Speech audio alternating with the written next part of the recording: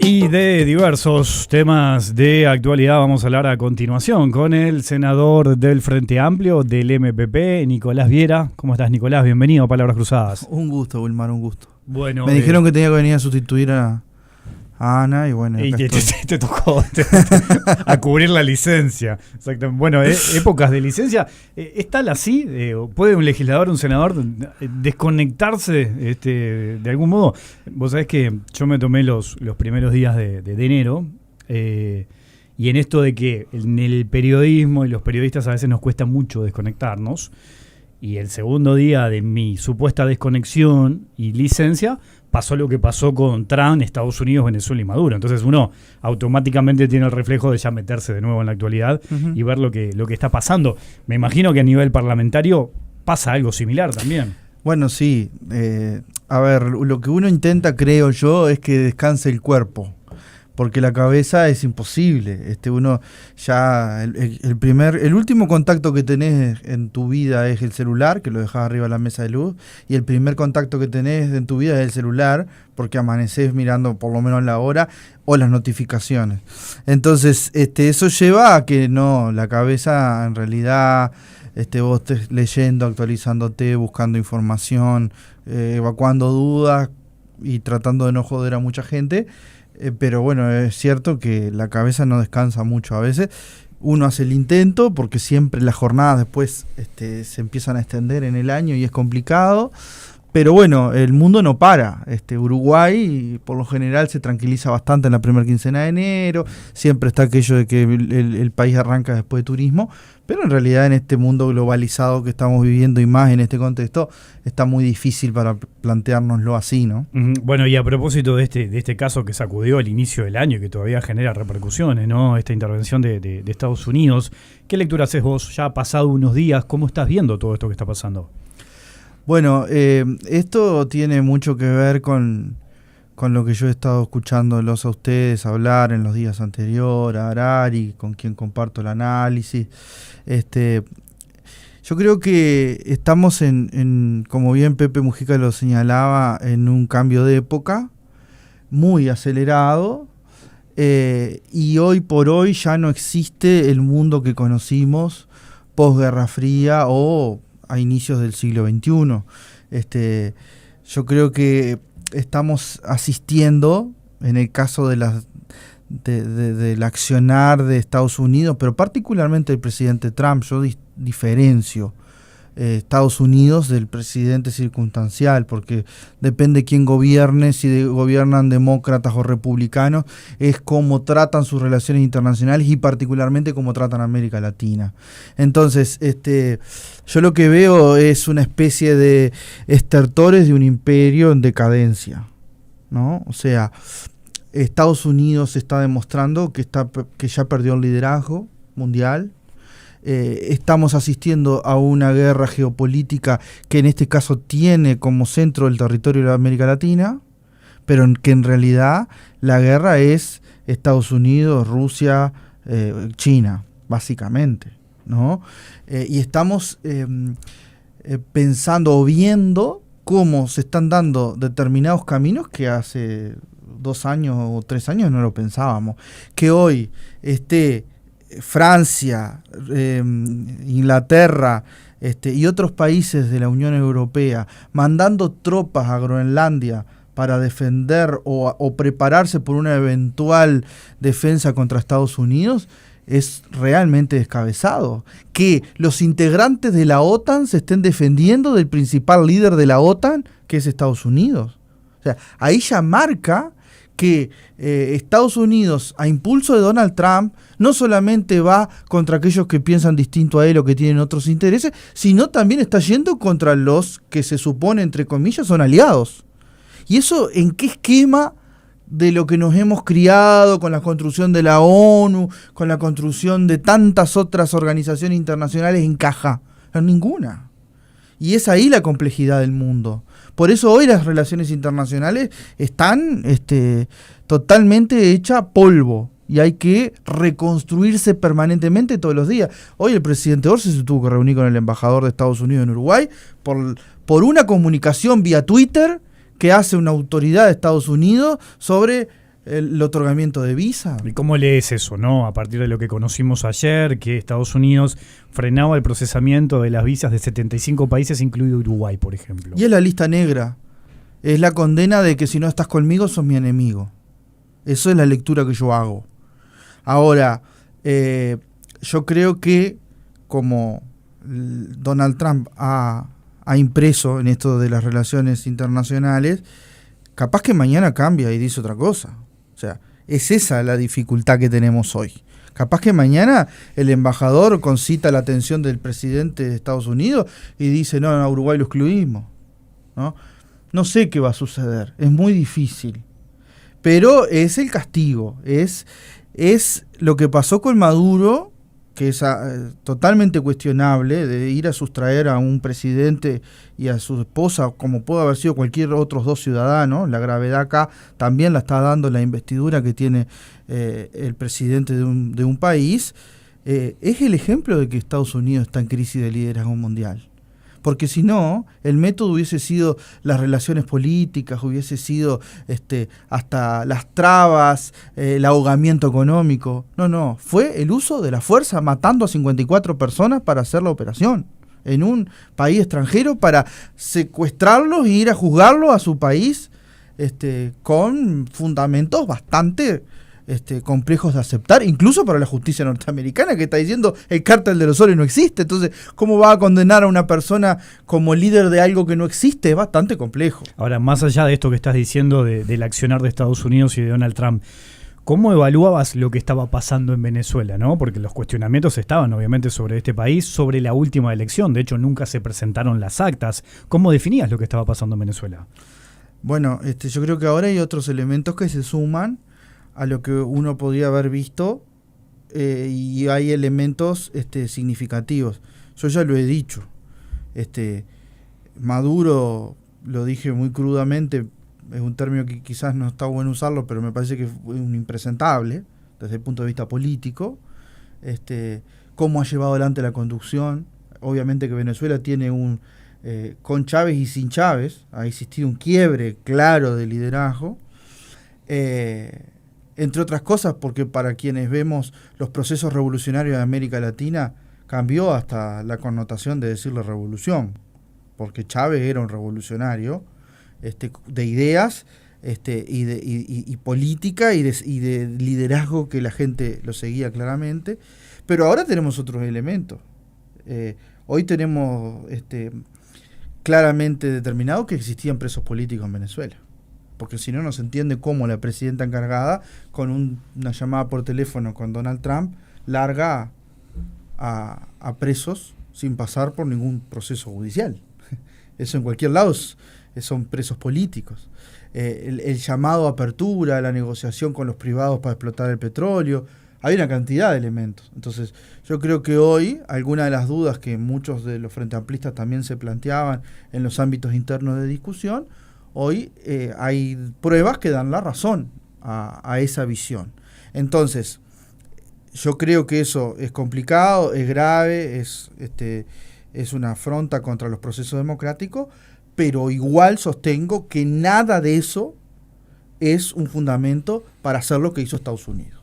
Y ahí es donde está la real dificultad, ¿no? Porque mañana se le ocurre a Donald Trump que Yamandu Orsi es jefe de, no sé, el cártel de los solcitos, y viene a Uruguay, lo secuestra, se lo lleva, lo juzga con pruebas falsas, y es complicado. Bueno, tomo eso y te lo planteo también en otra de las cuestiones que está sobre la mesa, porque está esa amenaza a Cuba. ¿Qué puede llegar a pasar con Colombia, por ejemplo? Y ahí te pregunto, ¿qué debería hacer la región? Ya no solo el Uruguay, ¿no? Nuestro continente, por ejemplo, ante esas amenazas que puede presentar el presidente Trump. Bueno, a ver, yo creo que siempre tenemos que tratar de unirnos en pos de una defensa como continente. Y acá hay algo muy claro para diferenciar. Yo siempre diferencio los gobiernos de los pueblos, ¿no? Porque la solidaridad con los pueblos siempre. Los gobiernos deben de ser la voz de esos pueblos. Por lo tanto, si nosotros tenemos el gobierno chileno, el argentino, el brasilero, el uruguayo, el colombiano, el peruano, entendemos que hay un bien mayor a defender, que es la soberanía de nuestros pueblos, deberíamos estar trabajando juntos para eso. Y no estoy diciendo armemos una OTAN de América Latina para defenderte de Estados Unidos, no. Estoy hablando de qué manera vos te fortaleces juntándote para negociar de otra forma. Es el viejo anhelo de Pepe y de tantos líderes de América Latina, y es, creo yo, lo más cercano a lo que encarna Lula hoy, ¿no? Lula acaba de destrabar la firma del Tratado Mercosur-Unión Europea, él negociando, entre otros, con la primer ministra italiana, que a priori se presentaba como un imposible. Entonces, bueno, ahí necesitamos ir sobre liderazgos fuertes que no solamente lo da quien sigue al presidente o a la presidenta, estoy pensando por ejemplo en Claudia Sheinbaum de México, sino la economía y el peso relativo que tiene atrás cada una de esas naciones, ¿no? Hay una frase que se le adjudica a Herrera, creo, no sé al final si es o no, porque me han dicho que no, que dice: pobre México, tan lejos de Dios y tan cerca de Estados Unidos. Bueno, ahí hay claramente un tema ahora con la venta de petróleo.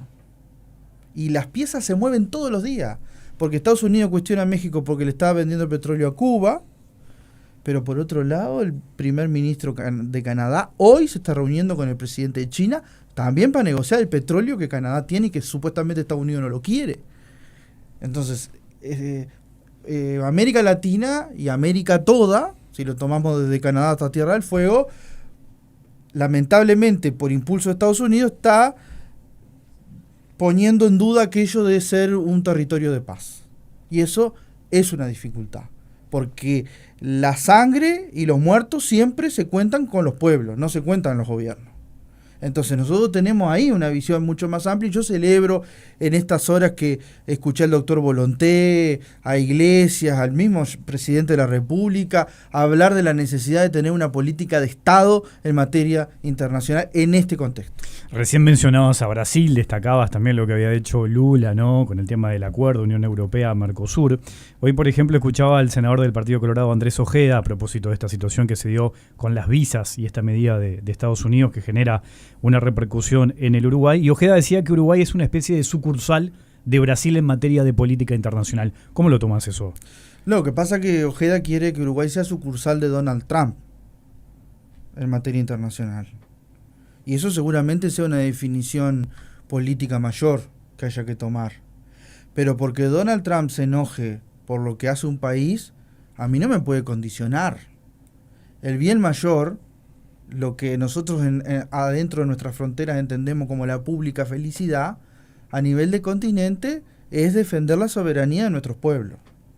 Entonces, ¿yo hacia dónde voy a ir? ¿Hacia el que quiere poner la alfombra roja a quien me está oprimiendo? ¿O voy a buscar la forma de defender a los míos, que en este caso es el pueblo uruguayo, el pueblo argentino, el pueblo brasilero? Entonces, ahí hay una dificultad, porque acá hay mucha gente que dice: no hagamos solas, caigámosle bien a Estados Unidos para que no nos pase nada. Entonces, eso es la mejor definición de que hay alguien que te está oprimiendo para venir a buscar los recursos naturales, porque hoy el petróleo sigue siendo el petróleo, mañana va a ser el agua potable. ¿Y quién está arriba de la mayor reserva mundial de agua potable? América Latina. Y está arriba Uruguay. Entonces, esa es la visión que hay que tener. Porque salir a pelear con el gobierno por cosas menores, yo sinceramente lo siento como una discusión menor, es la vieja historia de si te alineás con la izquierda, si te alineás con la derecha, si te alineás con los soviéticos, si te alineás con Estados Unidos. Bueno, no. Hoy ese mundo de blanco y negro no existe más. Hoy señalabas algunas irregularidades que entendés que pasaron en Venezuela en estos últimos tiempos. ¿No demoró el Frente Amplio en condenar lo que estaba pasando en este país? Bueno, puede ser. Yo creo que el Frente ha tenido la dificultad de que a su interna tiene muchas opiniones y posiciones sobre la situación de Venezuela. Como no la tiene con Cuba, porque nosotros tenemos un viejo vínculo con Cuba y con su pueblo, una vieja historia de solidaridad mutua, bueno, con Venezuela nos cuesta siempre mucho debatir estos temas. y seguramente un posicionamiento unánime, que fue imposible alcanzar siempre, llevó a una condena de algunos rasgos en Venezuela tardío. Pero bueno, yo hoy por hoy creo que por más que el Frente Amplio se pudiese haber posicionado, haber sacado 58 declaraciones condenando o no lo que se hacía en Venezuela, era llover sobre mojado. Entonces no iba a resolver ni lo resuelve hoy haciendo ningún tipo de declaración, pero lo que yo creo es que el interés como Frente Amplista tiene que estar dado por preservar la soberanía del pueblo de Venezuela, no del gobierno. Porque obviamente que acá hay elementos que hacen a un choque entre Estados Unidos y Venezuela por el gobierno que tiene hoy Venezuela. Pero también es cierto que muchos venezolanos por el mundo, incluyendo Uruguay, salieron a festejar cuando Estados Unidos se llevó a Maduro y a su esposa para Nueva York. Porque eso para ellos significaba una apertura absoluta, que iban a poder volver. Y ahora resulta que la estrategia de Donald Trump es otra. Es, si el gobierno de Venezuela, con Delcy Rodríguez y todo el Partido Socialista de Venezuela, hace lo que yo le pido, no va a haber ningún cambio.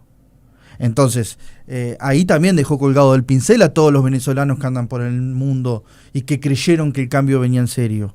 Entonces, hay momentos políticos que el Frente Amplio también está obligado a observarlos y a analizarlos. Te preguntaba recién si el Frente Amplio no había demorado, ¿no?, en condenar lo que pasaba en Venezuela.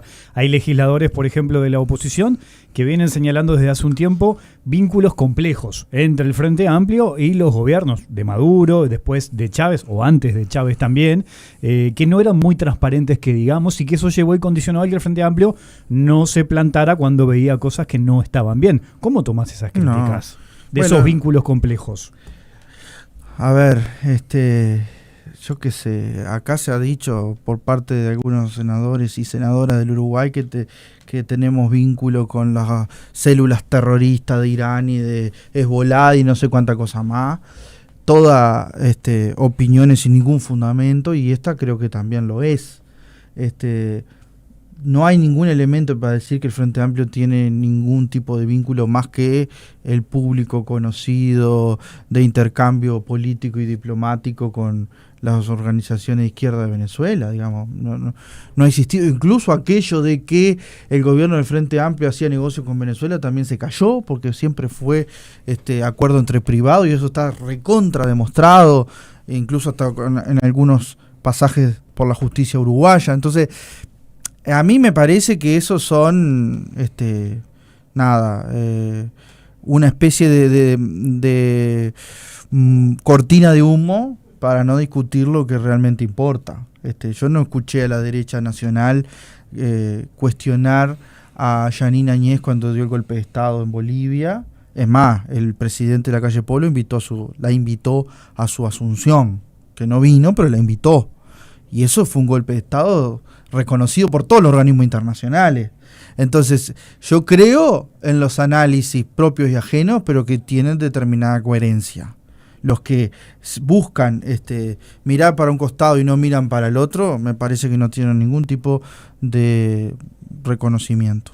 Estamos conversando con el senador Nicolás Viera, hacemos una pequeña pausa y ya seguimos. ¿Qué expectativa tenés con este año que se viene legislativo después de un año muy intenso, ¿no? De hecho, el gobierno todavía no cumplió un año, lo va a cumplir en marzo, pero da la sensación que pasaron un montón de cosas. Bueno, porque en el año anterior estuvo la rendición de cuentas, el presupuesto que el gobierno, sin tener mayorías, logró aprobar. ¿Qué expectativa tenés en este 2026 en materia legislativa? Bueno, yo creo que nosotros tenemos el desafío de empezar a concretar algunos temas, ¿no? O por lo menos echar a andar y avanzar sobre algunos temas que son muy importantes para el Uruguay. Tenemos ya ingresada la ley de creación de la Universidad de la Educación. Le vamos a poner mucho calor al tema para poderlo sacar con el mayor acuerdo posible. Veremos hasta dónde podemos llegar, pero nos parece sumamente trascendente, no solamente porque vamos a estar creando la tercera universidad pública, sino porque se necesita para, de alguna manera, darle otro sostén al sistema educativo.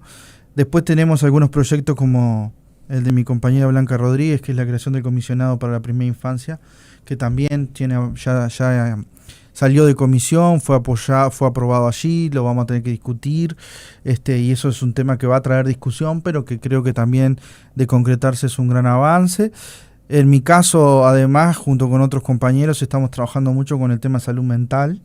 Es uno de los grandes asuntos que estaba previsto en el programa de gobierno y que Yamandú con tanto impulso lo ha desarrollado y que la ministra Lustenberg lo trabaja todos los días permanentemente, pero bueno, necesitamos avanzar sobre lo concreto. Lamentablemente tuvimos que extender el plazo de cierre de las colonias psiquiátricas como estaba previsto para el 31 de diciembre que pasó, por lo tanto lo llevamos al 2029, pero no estamos dispuestos a que lleguemos al 2029 sin ningún avance, sobre todo pensando en el interior y el interior profundo, que es tierra rasa en el tema de salud mental, y ahí tenemos que trabajar mucho con el Sistema Nacional Integrado de Salud.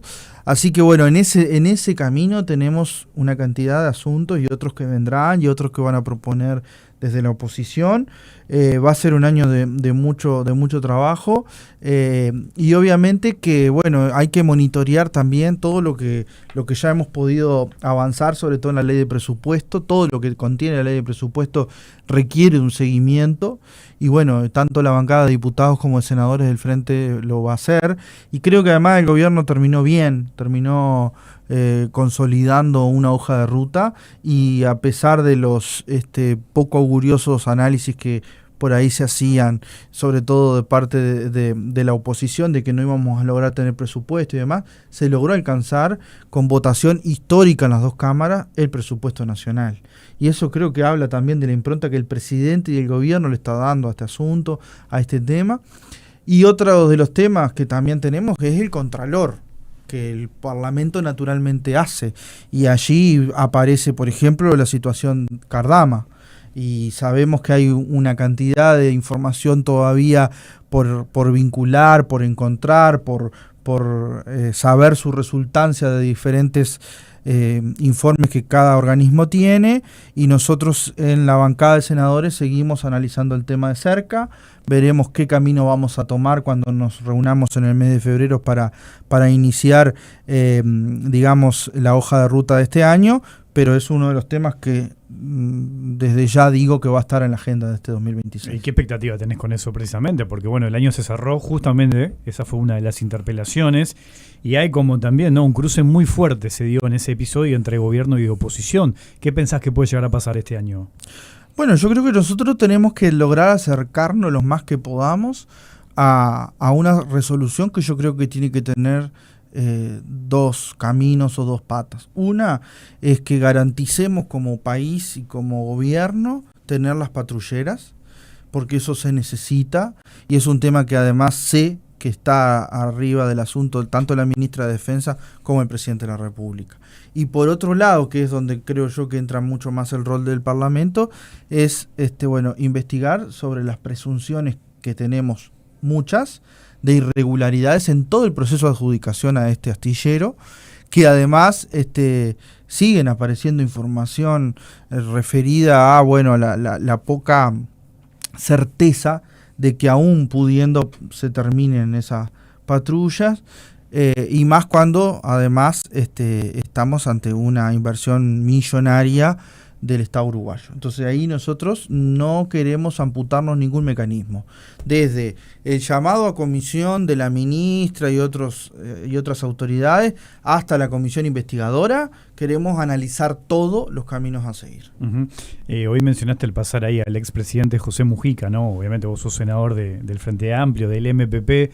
¿Cómo está la interna del MPP? ¿Te preocupa, por ejemplo, el tema de los liderazgos del sector a la interna? ¿Cómo lo estás viendo eso? No, nosotros tenemos algo que Pepe nos dejó, que es la renovación real. Uno mira a los dirigentes, tanto de diputados, senadores, como alcaldes, concejales, ediles de cada uno de los departamentos, y va a ver que hay una renovación. No solamente de edad, sino de tareas, de compañeros que se han sumado y que lo vienen haciendo de muy buena forma. Obviamente que las caras visibles por ahí, surge la de Pacha, Sánchez, el secretario de Presidencia, o la senadora Blanca Rodríguez, o el propio coordinador de bancada Daniel Cayani, naturalmente otras figuras como Lucía Topolansky, Ernesto Agassi y tantos compañeros y compañeras más, que es lo que quizás al final del día se traduce en una hoja electoral, pero en realidad hay una cantidad de compañeros que en cada uno de los territorios tenemos nuestra tarea.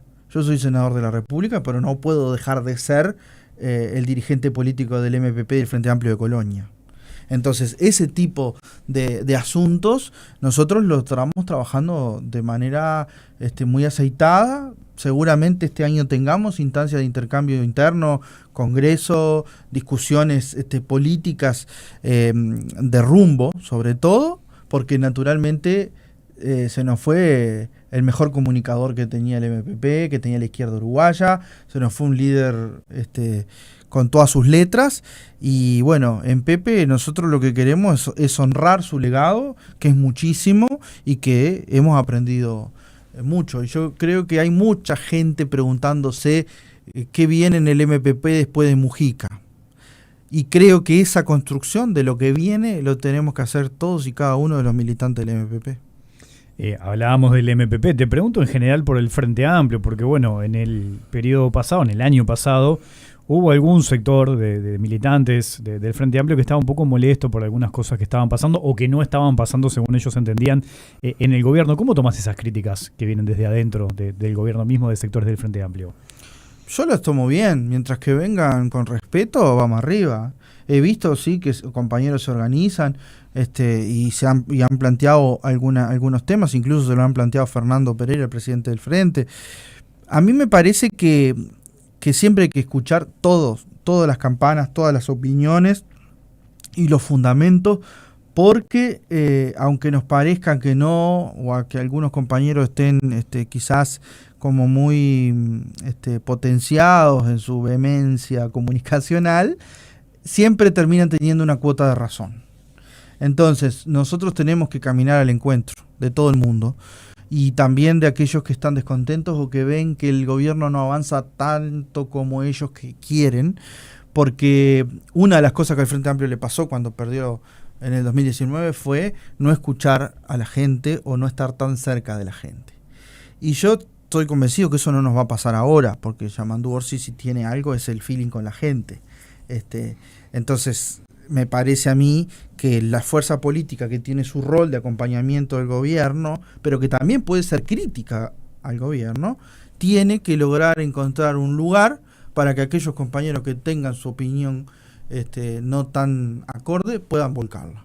Entonces yo no la veo para nada negativamente, me parece que es una buena cosa que se diga, siempre que se haga por los canales correspondientes. Bueno, si uno quiere armar una guerra civil adentro de Facebook, bueno, difícilmente vamos a poder resolver algo. Pero si seguimos los caminos orgánicos, tenemos por suerte muchos ámbitos para poder discutir. Senador Nicolás Viera, muchas gracias por tu participación esta tarde en Palabras Cruzadas. Bueno, gracias a ti, Wilmar, por la invitación, y estamos a un golpe de teléfono. Buen regreso a Colonia, entonces. Gracias.